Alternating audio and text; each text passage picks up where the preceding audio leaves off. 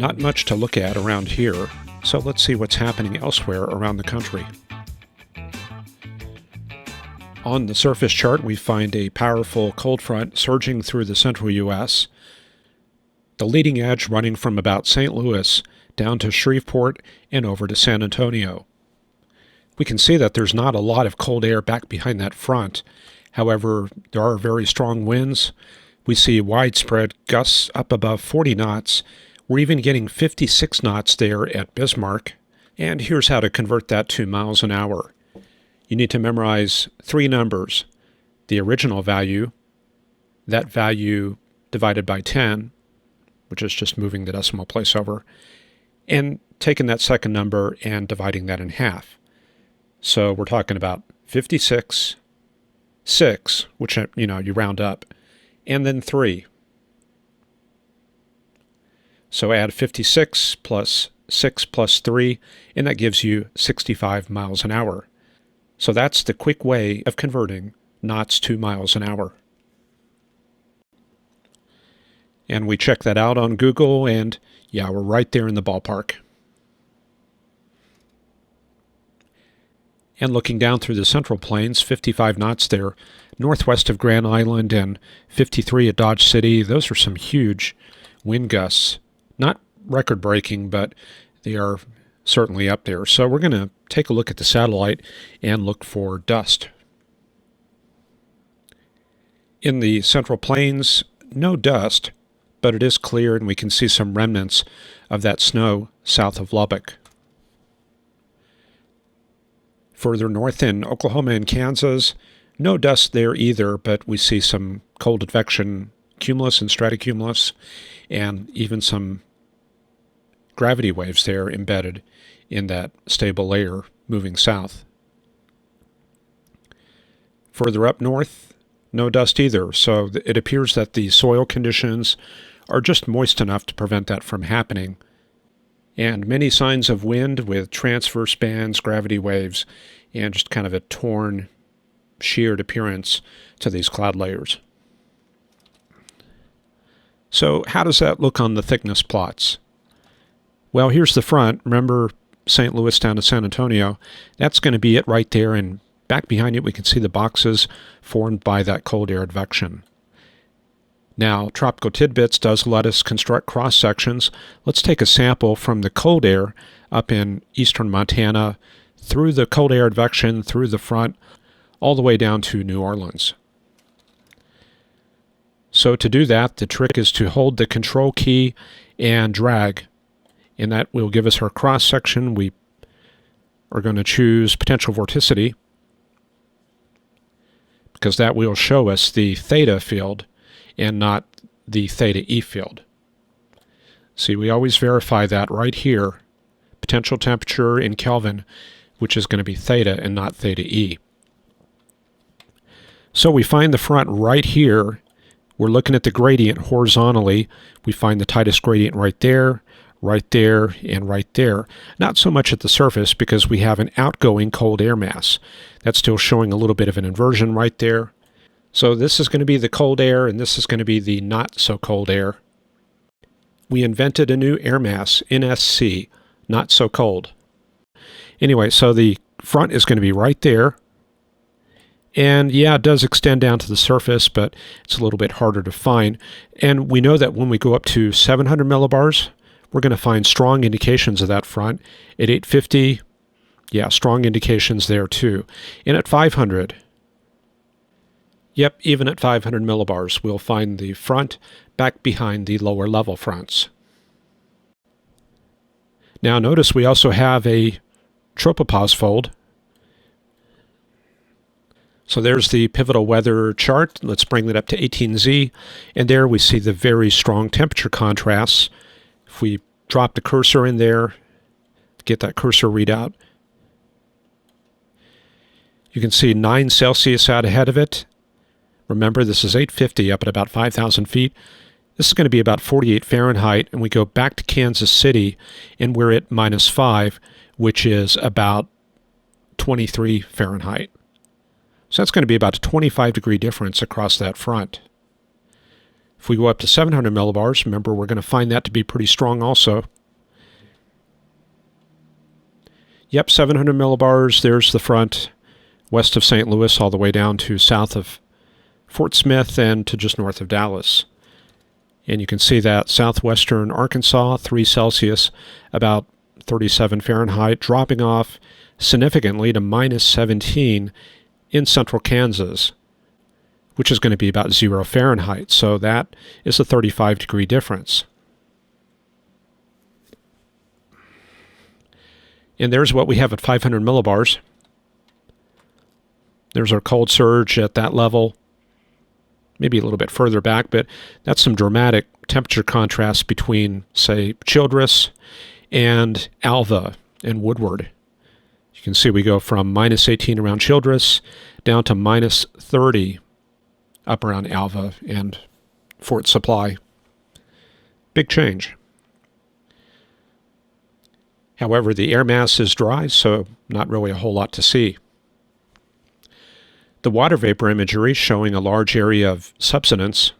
This is descending air from about Springfield, Missouri, down to just north of Oklahoma City and up towards Woodward. And that's going to correspond to this tropopause fold right here. This is that descending air.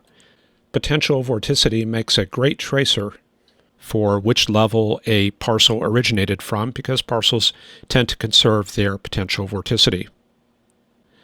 And you can see the potential vorticity is indicated by the shaded colors. So very likely this air right here originated from somewhere up in this band right there. So this is all descending air, and that's what the water vapor imagery is picking up on, that descent. And that's tied into the jet being right here, and that's going to be the transverse descending circulation. Let me just show you the jet. I'm going to take the normal wind, which is the wind in and out of the page, and that will isolate the jet stream right there. So all that descending motion is on the north side of the jet, and then there's going to be a tendency for upward motion on the south side of the jet. So that troposphere fold, that subsidence right there in that band there. So we can look at this and pretty much assume that the jet is running something like that right there. So what do we have going on at the surface? Well, the front is running something like that right there. The temperatures, you can see we've got low 60s for southern Arkansas, cooling to low 50s in Kansas, which is about a 10-degree difference. So you can see that a lot of the big changes are actually in the mid and upper levels, not so much at the surface.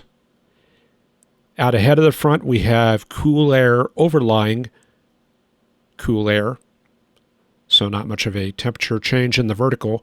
But further back in Kansas, we've got very cold air overlying cool air, which means very steep lapse rates. So going to the SPC mesoscale analysis, we can go to thermodynamics and look at the 2 through 6 kilometer lapse rate, and you can see how they're elevated north of Tulsa. That's that cold air that's sitting right up there in the mid-levels. Low-level lapse rates, yeah, definitely got a lot of that. We saw how there was a little cooling at the surface, but significant cooling in the mid-levels, and it's certainly showing up back in this region, but not enough moisture to realize that as clouds and precipitation. If we had a little bit more of that moisture, this would be a very potent cold core setup. Looking at the thickness pattern, we can see the cold troughing across the central U.S., and that's the contribution of the cold air in the mid-levels. And let's just drop a skew-t in northern Kansas, and we should see those steep lapse rates through that area. There it is. Dry adiabatic lapse rate up to about 10,000 feet, and then steep lapse rate above that. So you can see that if we had any low-level moisture, that would be a good setup for high-based convection. So I'm showing you some things that you should be looking for on the charts as you go through and analyze them, and I'm also showing you how to visualize things three-dimensionally. It's not just what's happening at the surface. It's not just a simple cold front coming south. There's a lot going on in the mid and upper levels, and this is just one piece of it. Another thing that you should look for, well, look at this thickness banding all the way into the western U.S. That's going to tell you there's an active jet stream running through that area. So if we look at the 500 millibar heights and vorticity, we are going to be interested in significant waves moving through the flow. Today, nope, no significant waves. Pretty much flat flow all the way back to the ridge on the west coast. But out in Kansas, troughing associated with that significant cold air advection. And let's see if there's any sneaker troughs coming down the backside. Yeah, there's this one, but that's not very strong. That could intensify as it bottoms out in the trough, but not this time. This one coming into the area Saturday morning looks a little stronger. That's 48 hours down the road, and that should be significant enough to produce some weather, maybe mid-clouds, maybe precip if there's enough return moisture, but I'm not really sure that's set up on Saturday. And to find that out, we can look at the winds and dew point at the surface, see how that changes going into Saturday. And looks like some meager return moisture, but dew points at the surface still in the 30s. And we can also look at cloud cover. Bring that up to Saturday, and you can see that we've built up no clouds in the Rio Grande Valley, which means weak moisture return. The only clouds coming into that area are coming from the northwest. That's going to be your clue that most of the lift is in the mid and upper levels. So this is going to be mostly a mid and upper level system moving through Texas over the weekend. And if we run the precip fields through Saturday, you have just one little spot of showers there in northern Colorado, but overall nothing as it drops into Texas. Slightly stronger system in the northern plains Monday and Tuesday. This is actually going to have some impact on the western U.S. There's been a big change to the models since the runs yesterday, and you can see that the GFS really deepens out a trough in that area. Look at that system on Tuesday. 1,000 millibar low south of San Diego, and that's going to mean strong Santa Ana flow from Nevada down to Southern California. Bring that up a couple frames further, and some storms and showers in Arizona.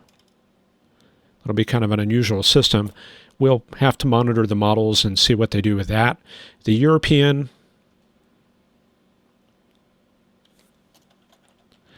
well, first off, for Texas on Saturday, dry likewise, just some clouds with that, and then looking out in the southwestern U.S. Yeah, it's going with a very similar situation, but not quite so severe as the GFS, but definitely a decent little wave moving out of Arizona into the southern plains for Wednesday and Thursday, and that evolves into kind of a warm system moving eastward into the northeast U.S., certainly a complicated system. There it is right there on Friday, and enough to produce some snow in New England and New York. So that will also be something to watch later in the month. And then a quick glance over there into Europe. They've had some active weather. I've been meaning to cover that a little bit, but it gets kind of lost in the confusion of putting these shows together, which is time-consuming in itself. Looks like an occlusion moving through eastern France, and you can see the lift associated with that out ahead of it. Some cold rain and snow coming down Luxembourg up to Belgium and down to Switzerland. And another big thing that you see is the prevalence of northerly flow just about everywhere. So that tells you that cold air has invaded much of Europe. The only exception is maybe just out ahead of the occlusion where there's a very slight southerly component. And we can put that together right there. Some of the coldest air is out over Russia, and we can see the easterly gradient driving the winds from northeast to southwest. And that's bringing the cold air into places like Poland and Germany and the Czech Republic, and a little bit of cold air troughing coming around into the UK and into France around the backside of that system in southern Europe. And with the vast amounts of cold air and ridging locked into the Balkans, the storm track is going to go south. Some of it moves down into Turkey, where there's some baroclinicity in place across the Mediterranean, and it looks like that's going to have most of the active weather. Now here comes a new shot of warm air from the Atlantic. So the fronts roughly are going to be set up like that, with an occlusion up to the north, and this represents a wedge of warm air coming into France and Spain. So as you might imagine, the triple point moving kind of like that, and that will carry this next system into the Netherlands, Germany, and so on into Sunday. Then just a quick look ahead. Yeah, kind of stormy there in the UK for next week. And then we return to the very deep lows, dominating the pattern with southerly flow, warming things up later next week. And I thought I would pass along this email I received yesterday. I missed it, so I wasn't able to put it on yesterday, but it is from Storm Chasing Deutschland, one of our viewers, and it says that yesterday, northern Germany got hit by a strong front, thunderstorms in the capital, Berlin, with snow and thunderstorms, wind gusts up to 45 miles an hour, and heavy snowfall. And there's a video. I'm going to link to that at the very end after the credits, but if I don't get that set up, you can go straight to that link shown in that message. So thank you, Storm Chasing Deutschland. And if we go back and look at the GFS, that's it right there. It looks like a little polar low that developed in the sea north of Denmark. And we can see that's decoupled from the main baroclinic zone down to the south. And it's got this little convective band that moves into northeastern Germany and goes straight through Berlin. So that's what we're going to be seeing. And that's all I have for this edition of Forecast Lab. Hope you enjoyed it. Take care, and we will see you tomorrow. Bye-bye.